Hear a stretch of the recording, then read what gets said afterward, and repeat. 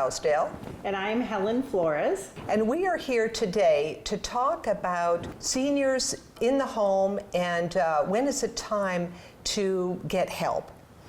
You know, Helen, you were out at a client's the other day, or a potential client, and you had heard from a family that, boy, I know my parents need help, and you heard an interesting story. I thought you could share that today. Yeah. So a son called me up, said he had heard about us, and wanted me to come and meet with his parents. But he said, my parents are resistant, and they probably will not allow you in the home. Mm-hmm. So I gave him some tips then about how to introduce me, basically to reassure his parents that I was not coming from a nursing home to evaluate them to move. Right. And so they did meet with me. And when I met with the husband and wife, she basically had advanced dementia. So she was non-communicative. She was laying on the couch sleeping. He looked exhausted. He was telling me how he has to do everything for her, prepare all the meals, dress her, bathe her, tidy up the house. And he said it's exhausting. He told me that at times she has left the house when he's been outside.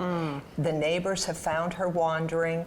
And then he said that that with all that he's doing for her, he doesn't understand why she calls him names, why she calls him an old man, and why she comes in, if he falls asleep, she'll wake him up and she'll say cruel things to him. Right. The disease of dementia is such a challenging disease, that in itself, but his reaction as he was telling you this story was emotional. Yeah, very emotional. And then he started crying that, you know, how much he loved her. But he said to me, Helen, I get hardly any sleep. And when the dawn comes, I don't even want to wake up anymore. Oh, that's so despairing. Yeah, so I recognized at that time that he is overwhelmed, but he has, he's depressed. Mm-hmm. He's clearly depressed, and it's almost to the point of crises.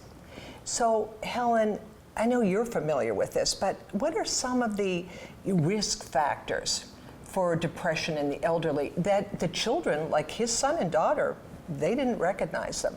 Yeah. So I identify that in this particular situation that this man who is now caring for his wife is isolated. His whole routine has had to change to be able to care for his spouse. And so the social aspect, or the lack of socialization, and just getting out with a change of scenery, going to the grocery store or taking the dog for a walk, is not something you can do freely anymore. Yeah. And so some of the signs that we see is isolation. Yeah. And isolation could be in many forms, not being able to get out to go to church, or being able to do dinner on Sunday with the kids. And you know, a caregiver's tied up with the care necessities. Right. And so depression in itself is a sign that we look for. Isolation is another sign. Is there any weight changes, whether it's weight gain or a decrease in their weight or their eating behaviors? Are they neglectful of their appearance? You know, right. You have to take the time to shave or to change your shirt, and you know, sometimes you're just in that funk and you don't want to make the extra effort to do so.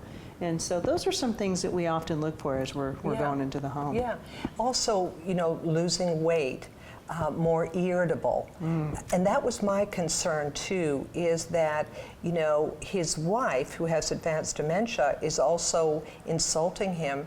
And he said, she doesn't show me any appreciation, and I work day and night to help her. Mm-hmm. So that's a concern too, because the relationship has obviously changed, and it can lead to, you know, more of an abusive relationship scenario too.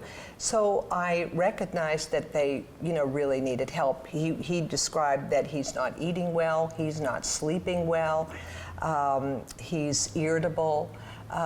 So it was time for an intervention.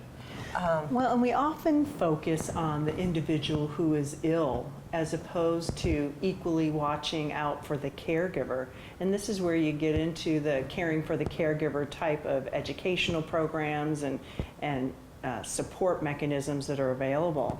And you know, you just said that he doesn't appreciate all the work that I do, and he's looking for validation that, hey, this is hard work. And I've changed my lifestyle for my spouse. Of how many years was this particular couple married? 56 years, Right, something like that. absolutely. Yeah.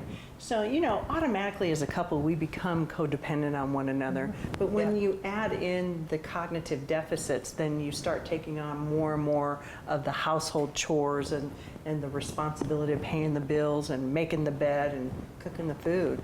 So in this particular scenario, he's looking for validation, and by the sheer emotion of his physical, you know, sense, crying for help. Yeah, So and this- exactly, and that's what I then explained to him, that there was help out there. He did not know that you could bring a caregiver into the home, and even for 4 hours. And I described, okay, the caregiver can come for breakfast and make sure that she gets her breakfast.